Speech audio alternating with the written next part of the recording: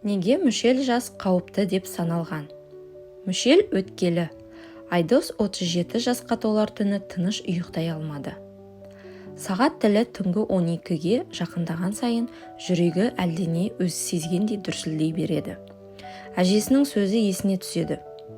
Мүшел адам тағдыры сыналатын өткел балам. Айдос оған еш қашан мән бермейтін, бірақ сол түні түс көрді. Түсінде ол ұзақ қара жолмен келе жатты. Жолдың екі жағы тұман, алдында өзі тұр, бірақ көзі өлі адамның көзіндей қуыс. Әлгі өзі оған қарап, сен бұл жастан өте алмайсың, деді. Айдос шошып оянады.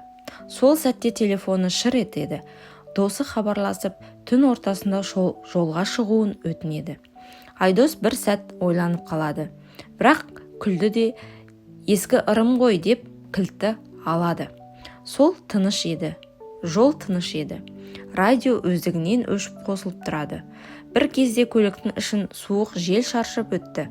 Артқы орындықтан біреу сыбырлағандай болды. Мүшелді ескермедің, Айдос айнаға қарады. Артта ешкім жоқ, бірақ дәл сол сәтте қарсы беттен жарық көрінді. Көзін ауруханада ашты. Денесі сынған, тынысы ауыр, дәрігер сыбырлап айтты. Жол апаты, бірақ ең қауіптісі ішкі ауруыңыз, бұрын болмаған. Айдос сол күні әжесінің сөзін кеш түсінеді. Ол тірі қалды, бірақ бұрынғы Айдос емес еді. Денсаулығы сыр берді, мінезі өзгерді, ал түнде кейде түсіне сол өзі қайтадан кіреді. Жолдың ортасында тұрып алып күледі.